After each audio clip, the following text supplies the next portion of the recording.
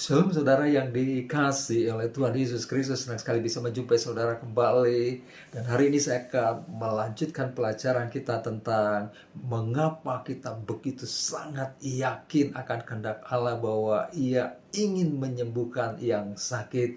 Yang pertama, Allah menciptakan manusia tanpa sakit penyakit. Yang kedua, kehendak Allah pada akhirnya di surga tidak ada sakit penyakit. Karena kalau di surga ada sakit penyakit, tidak ada seorang pun yang ingin ke surga. Nah, pertanyaannya adalah, kalau Allah tidak menciptakan manusia dengan sakit penyakit, karena kemudian Allah tidak memberkati manusia dengan sakit penyakit, dan di surga, di rumahnya Bapa juga tidak ada sakit penyakit, pertanyaan adalah dari manakah sumber dari sakit penyakit? Dan kalau kita menemukan sumber sakit penyakit, kita dapat mengatasinya dan kita dapat menyelesaikan masalahnya.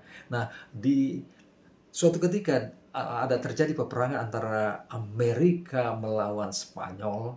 Kemudian ada banyak tentara Amerika yang mati karena sakit panas daripada terkena peluru. Dan sehingga diadakan satu penelitian oleh dokter muda dari Prancis, dan ditemukanlah bahwa penyebab daripada kematian tentara daripada Amerika adalah disebabkan oleh wabah nyamuk.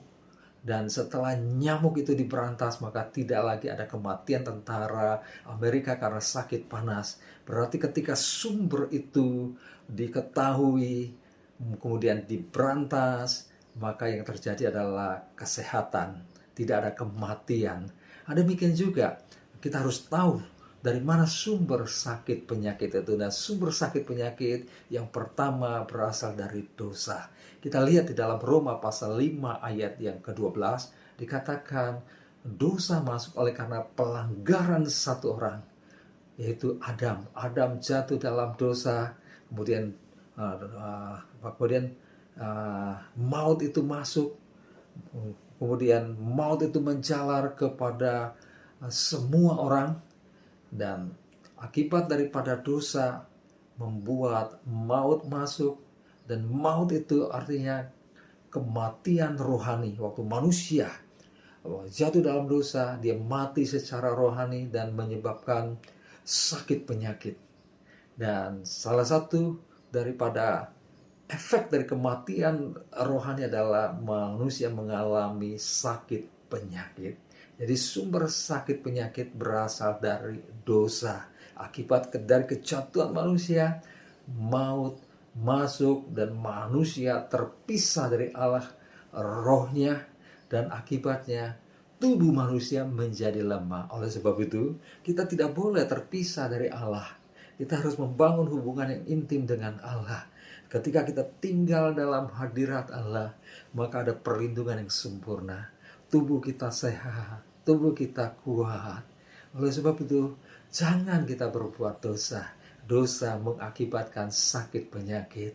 Dan kalau hari ini engkau hidup dalam sakit penyakit, coba periksa diri.